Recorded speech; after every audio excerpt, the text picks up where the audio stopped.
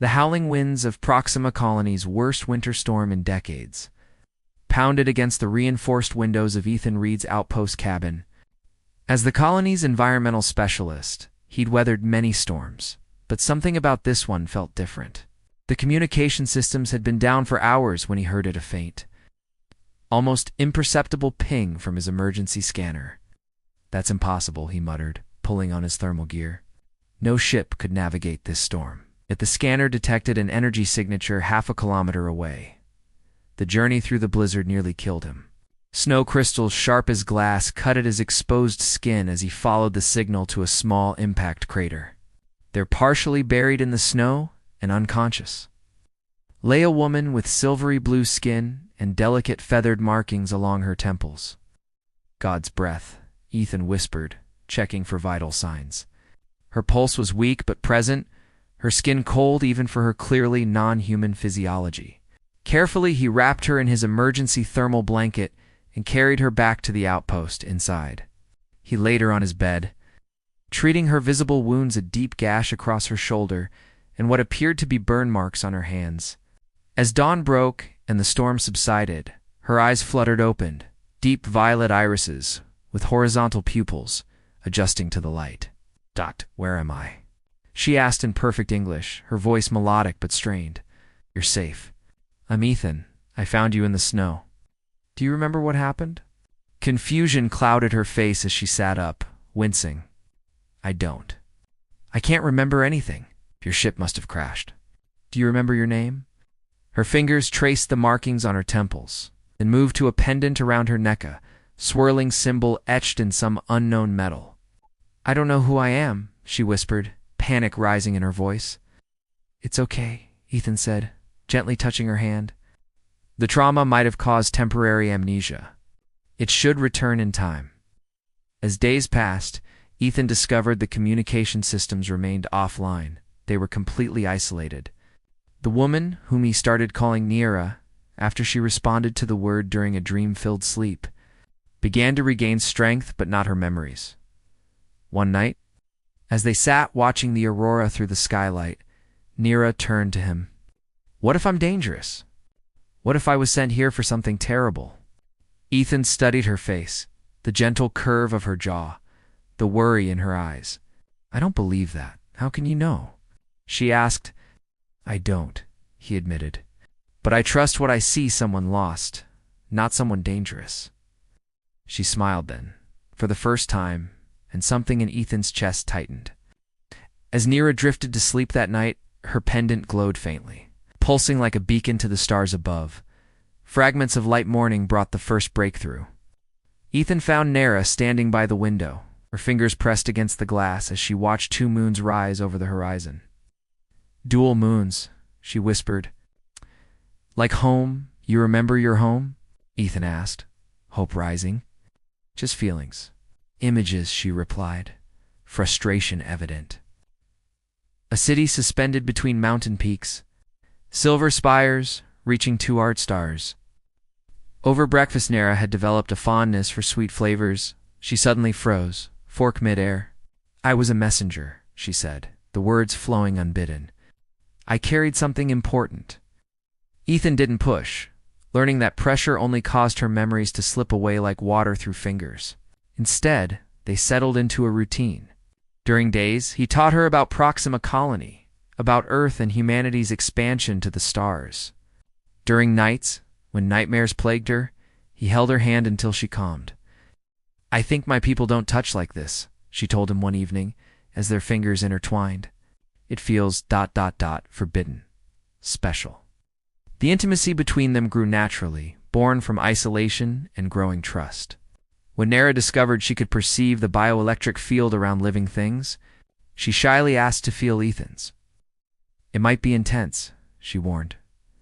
Ethan nodded, and she placed her palms against his chest. The connection sparked between them, Nira gasping as she felt his emotions wash over her. Ethan shuddering as warmth spread through his body. "Your heart is so bright," she whispered, leaning closer until their foreheads touched. Later that night, as they lay beside each other watching stars through the skylight, Nira's pendant pulsed again stronger this time. She sat up suddenly, eyes wide. "I was running from something," she said. "Someone betrayed me."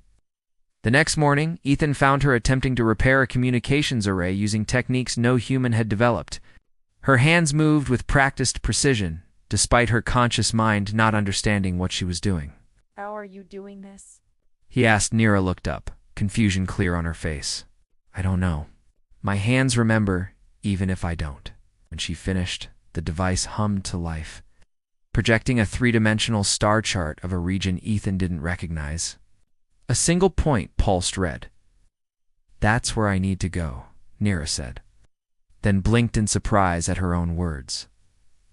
That night, Ethan found her crying silently. When he gathered her in his arms, she didn't resist. "What if remembering means losing this?" she whispered against his chest. "Losing you?" Instead of answering, Ethan kissed her gently at first, then with growing passion as she responded. In that moment, they both chose to live in the present, letting tomorrow's worries wait until dawn. The communications array activated at midnight, emitting a signal that awakened both Ethan and Nira. As they watched, it projected a message symbols Ethan couldn't decipher, but that made Nira tremble. "They're coming," she whispered, clutching her pendant. "Who?" "Your people." Before she could answer, pain dropped her to her knees. Memories flooded back, not in fragments, but in overwhelming waves. Ethan held her through the seizure-like episode, murmuring reassurances as she cried out in a language he'd never heard. When it passed, Nara stared at him with new recognition and fear. "I remember," she said, voice hollow. "I am Naravex, emissary of the Selenian Conclave. I was sent to your colony with a peace offering before the militarists could provoke war." Ethan struggled to process her words. War. Between humans and Ind. "My people have been observing human expansion for decades. Some believe you pose an existential threat and must be eliminated preemptively." She touched his face. "I was sent to prove them wrong." Understanding dawned, but something went wrong. Nara nodded. "Commander Jaxel, my security escort, revealed himself as a militarist agent. He tried to kill me and destroy the peace offering I carried. I escaped in a shuttle during the storm, but he damaged it." That evening, they sat in tense silence as Nira accessed the outpost's scanners, modifying them to detect Selenian technology. The intimacy they'd shared now complicated by the weight of civilizations potentially at war. "What was this peace offering?" Ethan finally asked. Nira touched her pendant. "This contains the complete genetic and cultural library of the Selenian people, along with a technological exchange proposal. It was meant to show trust, to prove we could coexist." Later, as darkness deepened, they found themselves drawn together, despite the revelations, perhaps because of them. Their embrace was desperate now, both aware that their private world was ending. "I don't regret forgetting," Nira whispered against his skin. "It gave me you." Their lovemaking was tender yet urgent, an affirmation of connection transcending species and politics. Afterward, as they lay entwined, Nero traced patterns on Ethan's chest. "If the militarists find us first, they'll kill you and use it as justification for war," she said. "If my diplomatic vessel arrives, there's hope." "How can we know which is coming?" Ethan asked. Nira closed her eyes, concentrating on the pendant. "The library responds to my biorhythm. It's sending a recognition signal now. Whichever ship detects it will come. So we've sent a beacon to both friend and foe." "Yes," she said softly, "and I don't know which will reach us first." Divided Loyalty's dawn brought a new signal. A Selenian vessel would arrive within 24 hours. What remained unknown was whether it carried diplomats or militarists. Nira worked feverishly, converting Ethan's environmental equipment into defensive measures while explaining the complexities of her world. "The Conclave has governed for millennia through consensus, but the militarists grow stronger with each new human colony established," she explained. "My mission was sanctioned by the High Arbiter herself, final attempt at peace." Ethan absorbed her words while preparing the outpost for possible evacuation. "If the diplomats arrive, what happens to us?" Nara's hands stilled. "I would be expected to complete my mission, present the library to your leaders, and negotiate the alliance. And we would part ways, Ethan finished. It would be my duty, she said, though her voice wavered.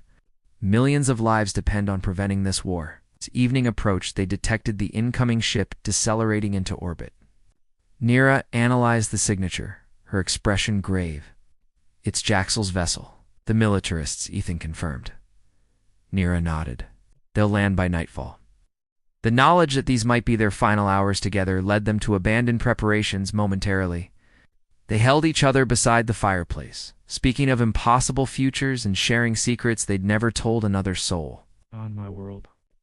To bond as we have would mark us as life pairs, Nira told him, her fingers gently tracing the curve of his ear.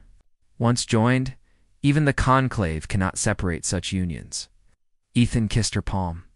Then consider us life pairs, by your laws and any others that matter.